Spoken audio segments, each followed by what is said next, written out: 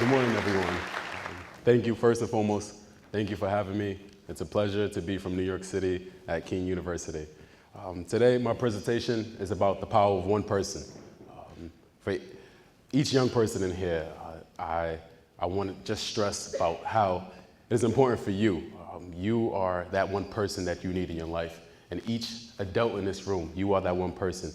And throughout my presentation, you will hear about the different people who played a very important role in my life, and they were that one person that changed the trajectory of my life story. So during my presentation, there's three themes that I want you to listen to as I tell my story. The first thing is to admit you need permanency. And throughout my story, there are times where I said to myself, you know what, I need permanency. I need to be stable. Stability means, stability is very important to my survival. The second thing is being willing to have courageous conversations. There's two or three times where I've had very difficult conversations with my parents, and I pretty much put my heart on my sleeve. And the last, but most important, is the willingness to forgive. And forgiveness has been very crucial to just my life and moving forward. That's cool. So, like I said, so just to give you a quick background about myself, my name is Demetrius. I've spent 22 years of my life inside the foster care system. I was in approximately 30 different foster homes thank you, brother, appreciate it. 30 different foster homes my entire life. I was placed inside the foster care system because my parents, they couldn't provide for me and my older brothers, and we were being neglected, and we were being abused in different ways. At 6 years old, I was adopted, and my adoptive mother changed my name. My biological name is Tesharon, and it wasn't until I was 17 where I had the conversation, and the only conversation with my biological father, and he gave me the meaning of my biological name, Tesharon. He broke it down. T-E-R, is from his first name, Terry. Cher, C-H-E-R, is from his favorite singer in the 60s named Cher. And Ron, funny, right? And Ron was from his middle name, Ronald. And together, my parents creatively created Tesharon, and the meaning they gave to it was leader of many. When I was 6, when I got adopted, my adoptive mother changed my entire identity. She changed my name from Tesharon Taylor to Demetrius Johnson. Cool question. The guys in the back, can you hear me? Perfect. So she changed my entire identity. And then I was placed back into the system at 13 from a failed adoption. From 13 to 22, I was in approximately 25 different foster homes. All right. So to begin my family, when I was 5 years old, when I moved into my adoptive mother's home, that summer was also the first year that I went to my Fresh Air Fund family.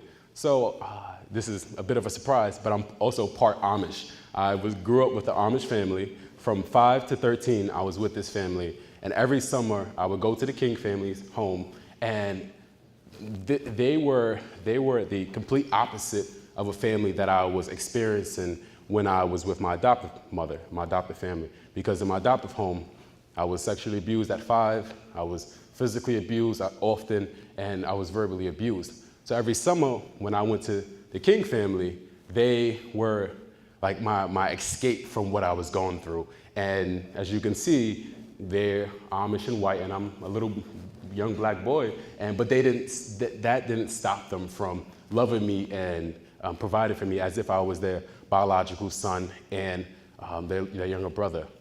So it was important for me at my early stages because the King family, they instilled in me my faith. I'm a strong believer in God. And at an early age, they instilled in me that God was He is going to be with me throughout my life, especially because of all the things I was going through. So the King family, they were crucial to just my early development and believing that there is a greater purpose for my life, despite what was going on currently in my life. Oh, so here's a letter that I want to read that I wrote when I was 8 years old, and I wrote it to the King family. Dear King family, thanks for another wonderful year. I've enjoyed it very much. Thanks, Mom, for taking me to the chiropractor. That guy was great. He fixed me in no time. Thanks for putting me to work every day, and thanks for the cherry pie. That was one of the best cherry pies ever. Thanks, Dad, for driving 7 hours to the compactor.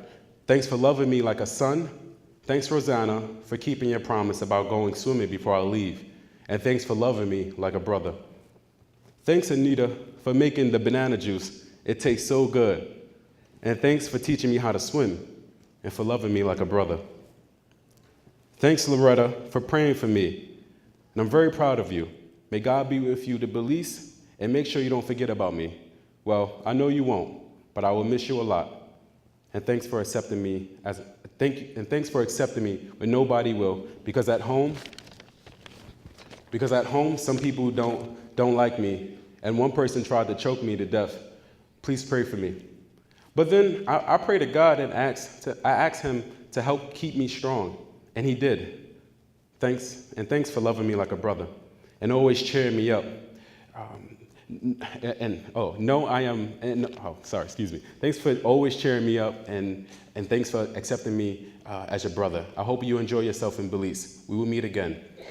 Thanks, Vernon, for always making me laugh. Even though you hit me in the face with a belt, making me crash into a branch and scraping my leg and making me fall off that dumb donkey and hitting my neck. It's all your fault. Ha ha ha, I'm just playing. Thanks for being a great brother to me. Love always. Thanks, Marvin, for not giving me no bruises like Vernon. Thanks for teaching me how to use the bow and arrow.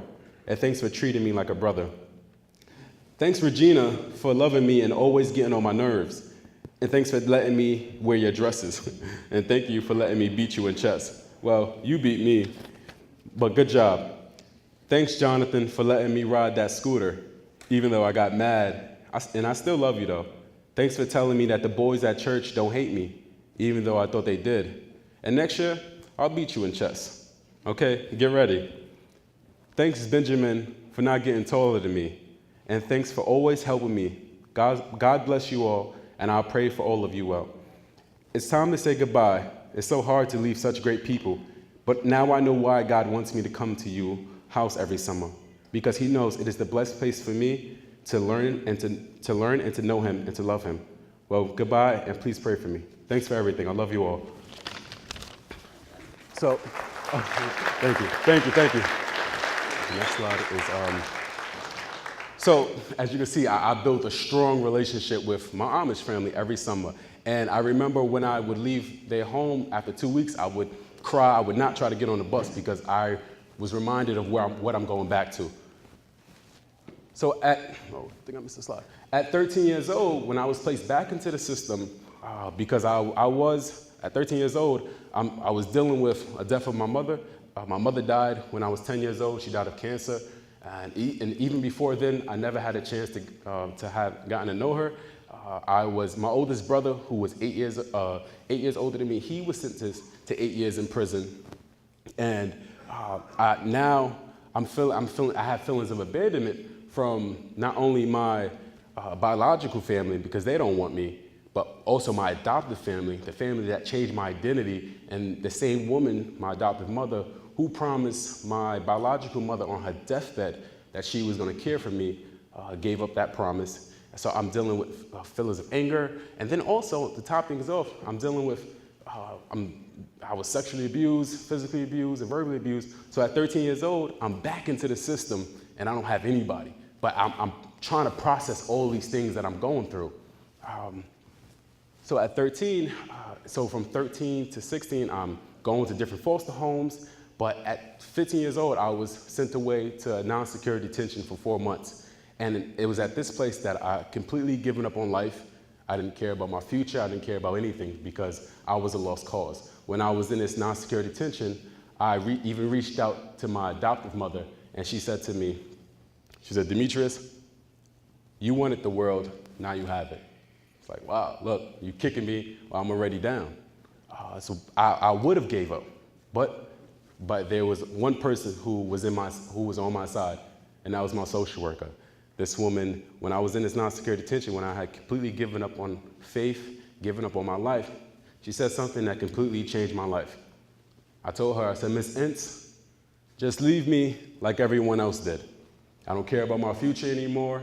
I don't care about my life. she said, Demetrius, you'll leave me before I ever leave you. And then I said, you know what?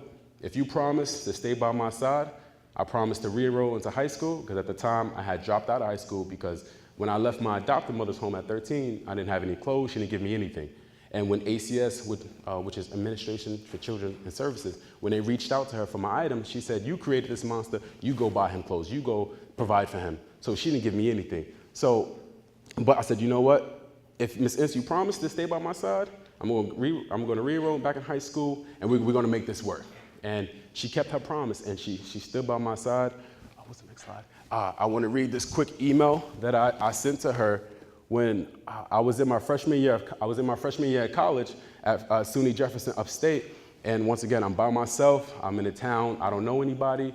And I started to feel like I wanted to give up because I didn't have anyone to turn to. So it was October 2013.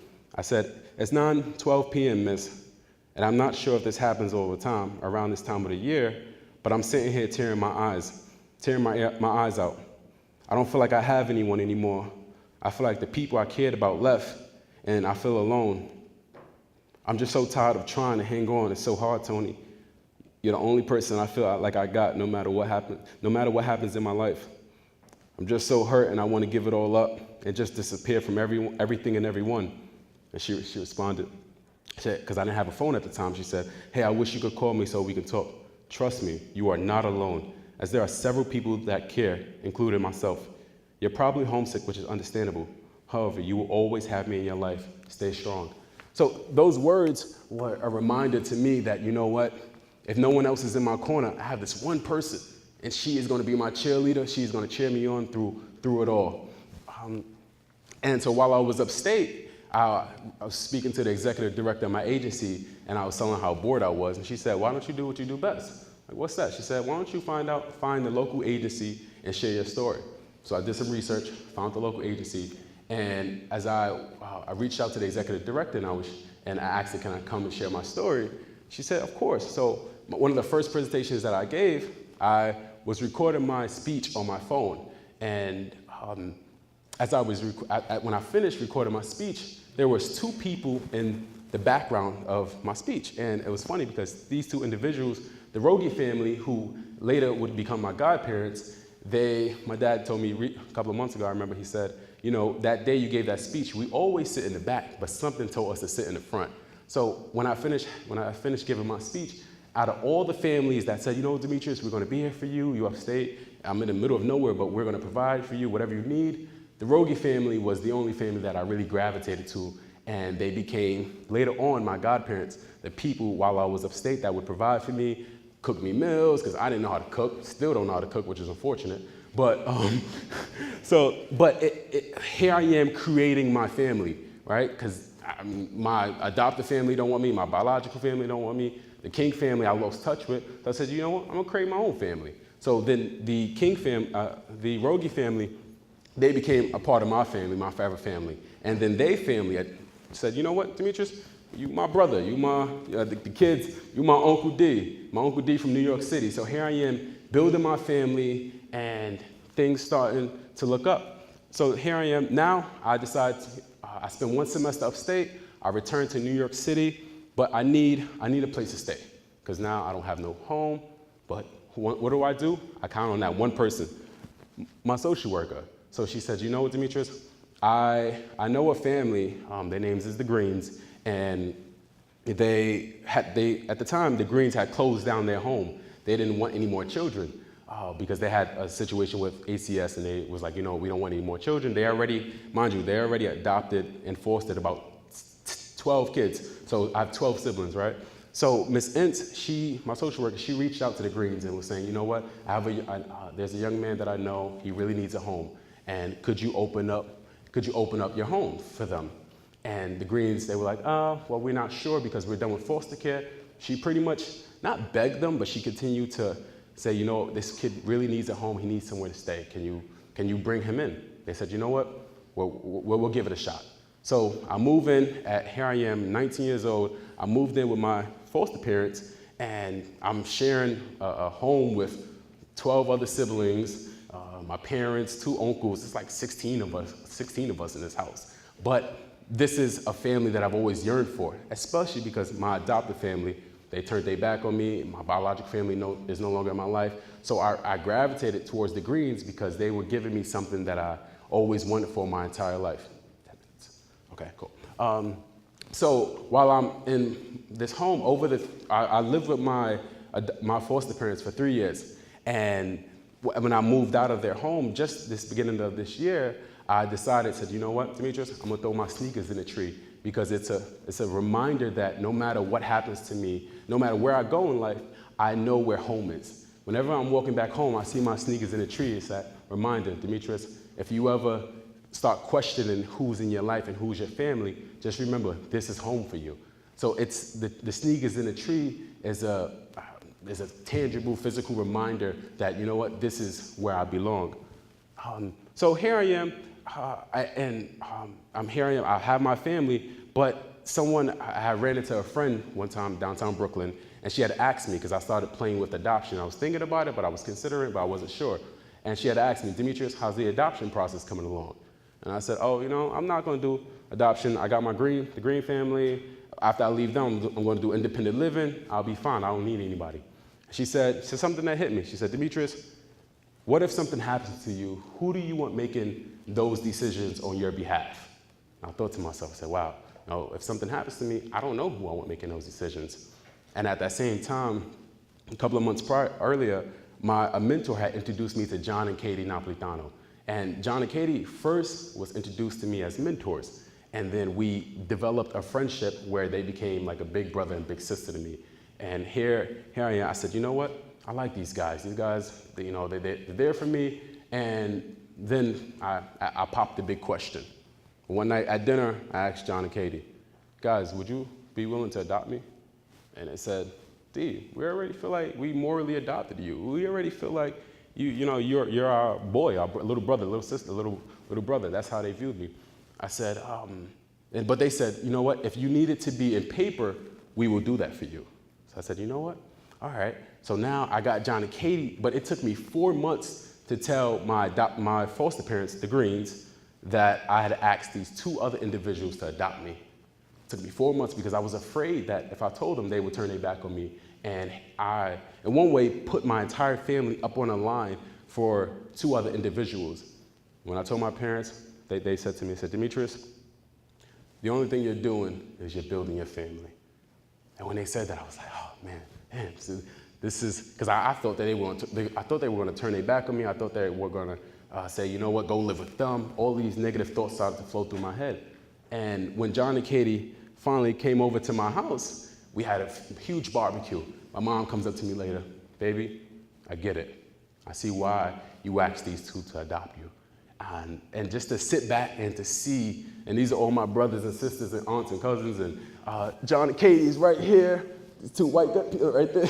And then, sorry about that. And then you got mom and dad. But just to see this is my family that I've created. To see everyone come together and have a drink and have a good time, it was like, I stepped back and said, Demetrius, this is what you created, right? But at the same time, so I have my adopted family, I have my foster family, I've created my family. But there's something still lingering inside of me. I haven't made peace with one person, and that was my adoptive mother. So over the years, from 16 to 20, I would go back to my adoptive mother's home. But every time I went back, I was leaving in tears. And I said to myself, why am I leaving in tears? And it was because I was going back, I wasn't going back to her home with humility. I was going back and trying to prove to her everything you said that I wouldn't become, I am that person. But I realized that wasn't the right approach. And she was angry herself towards me. She had a lot of anger because she thought I would fail, and to see me succeed, she didn't like to see that. But I said, you know what, Demetrius? I have to rebuild this relationship, because if I don't learn to forgive, this is always going to haunt me. And it wasn't until a cousin committed suicide that I went back to her home, and this is her nephew at the time, and I went back to her home. I said, listen, I called her grandma. I said, Grandma, I'm sorry for all that I've done. So I've placed the responsibility on myself, which is something no young person should do, but I realized I would have to humble myself. And then she opened up and said, you know what? And I apologize for the way I treated you. And so and it's funny because I saw her a couple of weeks ago. I was walking through the city, and I walked past her, and I thought to myself, should I say something to her? Then I stopped, and she had already walked past me, and I said, Grandma. This is like 2 weeks ago. She looked back. She said, did I just hear Grandma? I said, yeah, because at the end of the day, she still raised me. She still did instill in me all the manners I have today. She still instilled in me all the manners I have today. And so I decided to keep Demetrius as my first name to pay homage to her, and then add Napolitano from my adopted parents as my last name. And so the last three themes that sorry, I just lost my train of thought. The three things that I just want the young person to remember is being willing. What's the first one? Admit you need permanency. I mean, when I came back down from school, I needed somewhere to stay, and I said, you know what, I need somewhere to stay, because if I don't have stability, then I won't be able to thrive and I won't be able to do much without somewhere I can call home. So I left that to my social worker, and I entrusted her to guide that path. The courageous conversations. When I asked John and Katie to adopt me, I was afraid of them neglecting me and saying, no, we can't do that, but I had to take that leap of faith and trust in them and have the courageous conversation, and at the same time have that conversation with my with my foster parents, and tell them that I asked two other individuals to adopt me. So it's having that courageous conversation with those who you love. And the last one, which is being willing to forgive. I realized that I was not going to be able to move on with my life if I didn't forgive my adopted mother, because it would have always held me back, even though she and her family committed a lot of their different forms of abuse to me. So I hope that the young people in here, you pulled something from my story, and thank you so much. I really appreciate you. Thank you.